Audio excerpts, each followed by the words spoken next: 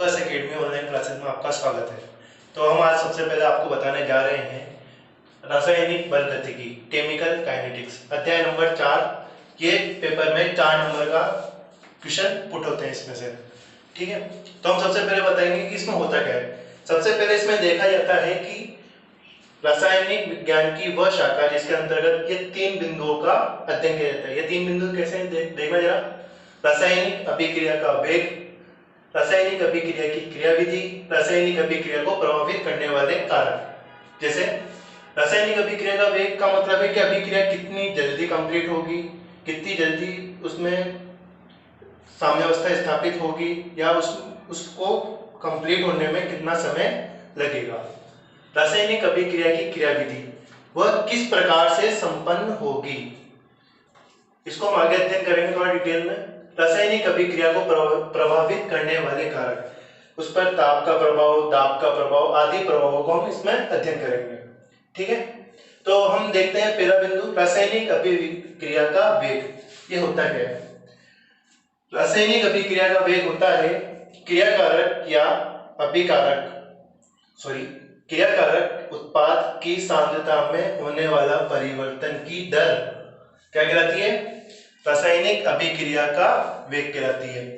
अगर मैं इसको 1 कर दूं, समय अंतराल नीचे वाला अगर मैं पोर्शन को 1 कर दूं तो ये क्या हो जाएगा? अभिक्रिया का वेग किसके समान हो जाएगा? क्रियाकारक की सांद्रता के में परिवर्तन के तुल्य हो जाएगा। यानी इकाई समय अंतराल में क्रियाकारक या उत्पाद की सांद्रता में होने वाला परिवर्तन किसके बराबर होगा?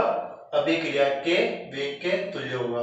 आगे देखते हैं हम, इसको इंग्लिश में बोला जाता है rate of reaction, del C upon del t. Del C का मतलब होता क्या है? पहली बात तो डेल का मतलब होता क्या है? डेल का मतलब होता है कि जैसे डेल सी लिखा मैंने तो C2 माइनस C1। याद रखने का तरीका, बाद वाला माइनस पहले वाला, C2 बाद वाला है, C1 पहले वाला है। इसको हम आगे डिटेल में देखेंगे। अब आप लोग सोच रहे होंगे कि यहाँ पे प्लस माइनस क्यों लिखा हुआ है। प्लस माइनस का मतलब है यदि मैं उत्पादों के लिए लेता हूं, फॉर एग्जांपल रेट मैंने उत्पाद के लिए, ठीक है, तो यह आता है प्लस सी बटा डेल टी। यदि मैं रेट ऑफ अभिकारक लेता हूं तो यह आता है del C upon del t minus. ऐसा क्यों हुआ? हम रिएक्शन देखते हैं तो उसमें हमें पता होता है कि उत्पाद बन रहा होता है, इसका मतलब उसकी मात्रा में वृद्धि होती है, इसलिए यहाँ पे प्लस आता है। अभिकारक जो होते हैं वो घट रहे होते हैं, इसलिए उसके लिए आगे आता है minus del C upon del t. तो बच्चों हम आगे का देखते हैं। आगे हम देखते हैं कि यदि T1 समय पर मेरी सांद्रता है C1, T2 समय पर सांद्रता है C2, तो सांद्रता में परिवर्तन मैंने बोला था डेल C निकालना है तो बाद वाला माइनस पहले वाला, तो बाद वाला यदि मेरे C2 है तो क्या हो जाएगा? C2 minus C1। ठीक है, इसको क्या बोलते हैं अपन? Del C। समय अंतराल निकालना है, बाद वाला माइनस पहले वाला, क्या होता है? T2 माइनस T1, यानी क्या जाएगा ये? Del T।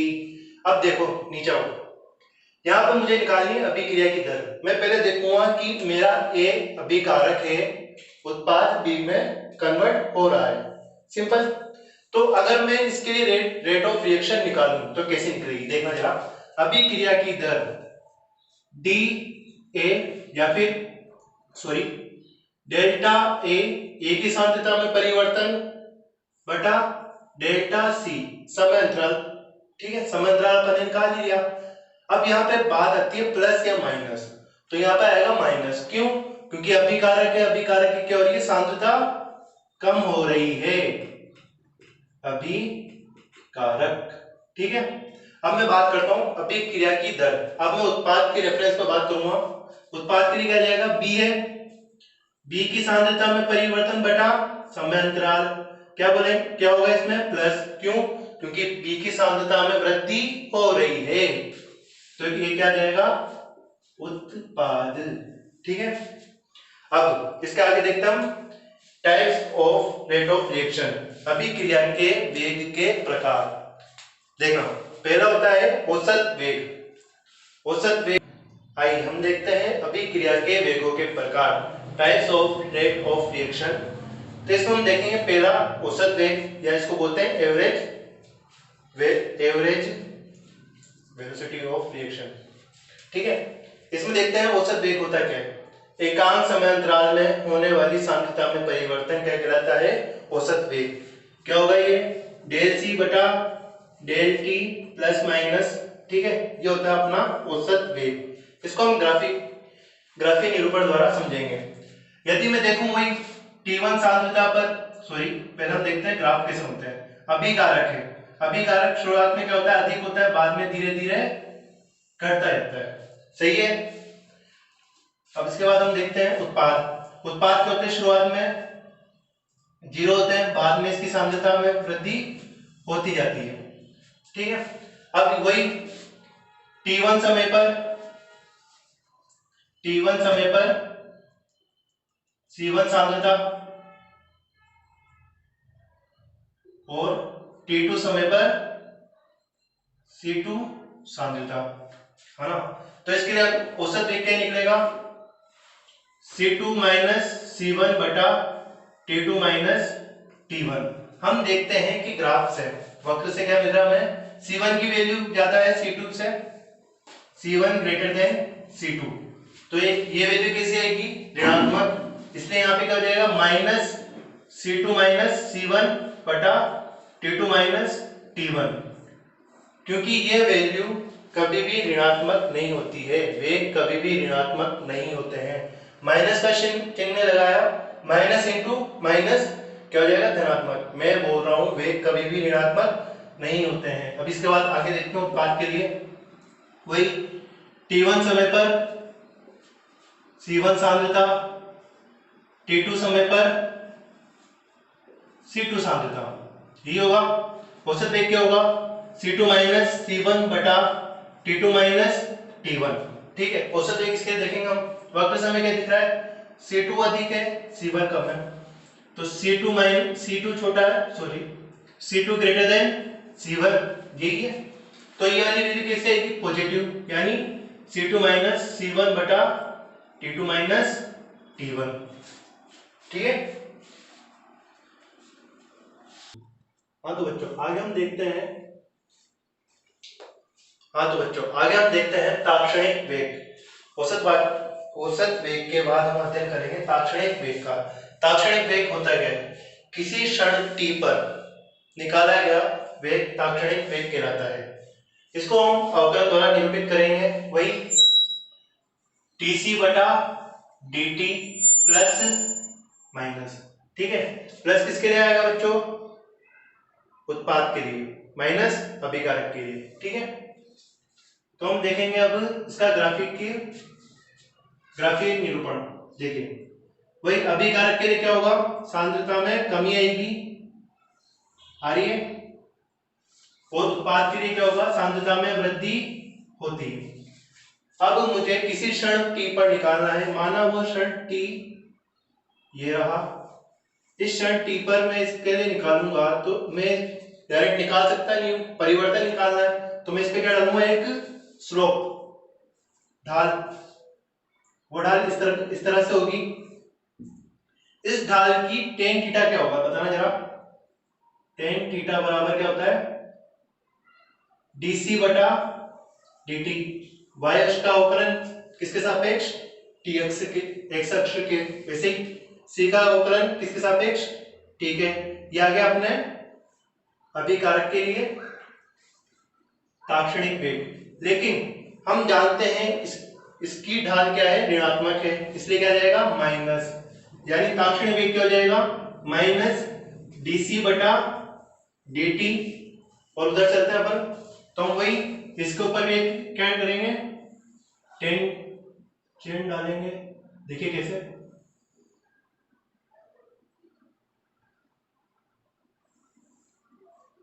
ठीक है, वही t समय पर ये रहा अपना c।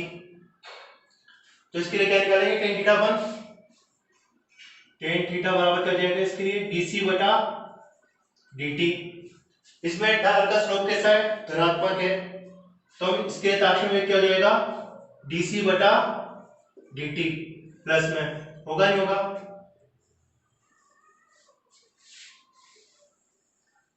ठीक है। उसके बाद हम देखेंगे रेट लो। हाँ तो बच्चों हम देखते हैं रेट लो। रेट लो होता क्या है, ये होता है अभिकारक एवं उत्पादों की सांद्रता के सापेक्ष हम क्या करते हैं वेग निकालते हैं, यानी अभिकारक एवं उत्पादों की सांद्रता को आपस में रिलेट करते हुए वेग निकाला जाता है। वो देखना कैसे निकालते हैं। माना कि दी गई संतुलित समीकरण है A plus B changing into C plus D. यहाँ पे छोटा a sorry small a small b small c small d ये स्टोइकोमेट्री कोएफिशिएंट है। देखना इसके लिए अगर मैं रेट निकालूं तो कैसे निकलेगी, रेट 1 बटा A D A by D T, यहाँ पे क्या जाएगा माइनस। स्टोइकोमेट्रिक कोएफिशिएंट को हमेशा हर में डाला जाता है, ठीक है। और अपना वेग तो निकालना आता ही अब अपन ने सीखा है, equal to minus 1 upon B d B upon d t equal to 1 upon C d C upon d t is equal to 1 upon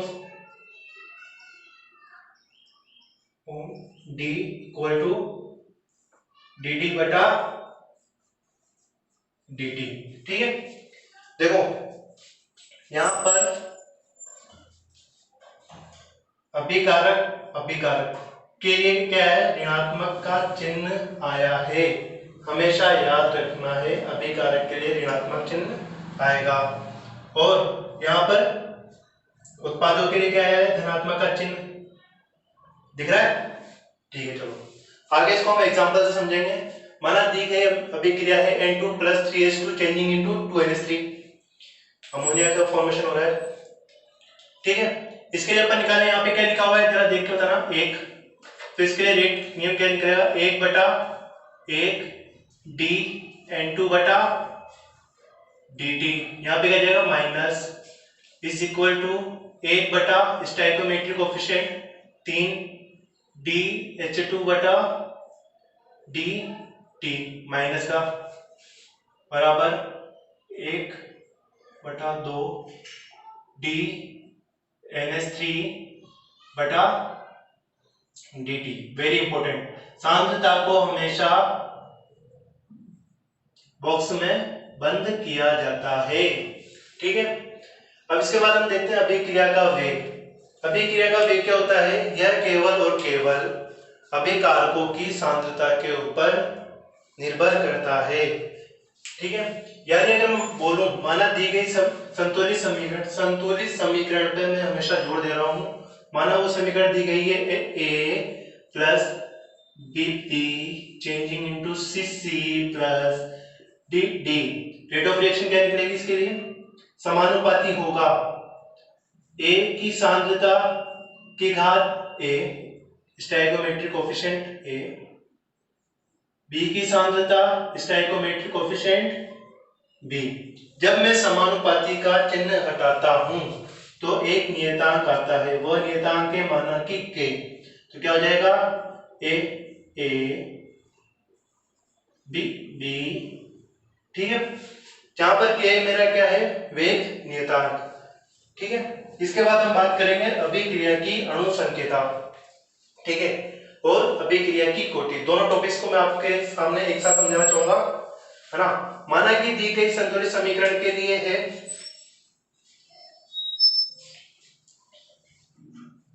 ना, देखते हैं A plus B changing into C plus D. हमेशा अभिकारकों की दी गई कुल अणुओं की संख्या क्या कहलाती है अणु संकेता, ठीक है। इसमें इसके अणु कितने यूज किए गए हैं, ए प्लस बी, क्या हो जाएगा अपनी अणु संकेता, है ना। और अभिक्रिया की कोटि, अभिक्रिया की कोटि देखना होता क्या है कि किसी दी गई संतुलित समीकरण के लिए घातों का योग, सॉरी उत्पादों की घातों का योग क्या कहलाता है, अभिक्रिया की कोटि, rate of order of reaction. देखा, दी गई संतुलित समीकरण वही A plus B B changing into product, ठीक है। अभिक्रिया की कोटि निकालने के लिए मैं क्या निकालूं, देखना इसकी रेट क्या होगी, रेट बराबर ए बी बी और ये के, ठीक है। तो इसके लिए ऑर्डर ऑफ रिएक्शन क्या होगा, ए प्लस बी इजी, ठीक है। अब इन दोनों में फर्क क्या है, इसको हम अब अगली वीडियो में समझेंगे, ठीक है। अब वीडियो को लाइक करें, शेयर करें और सब्सक्राइब करें।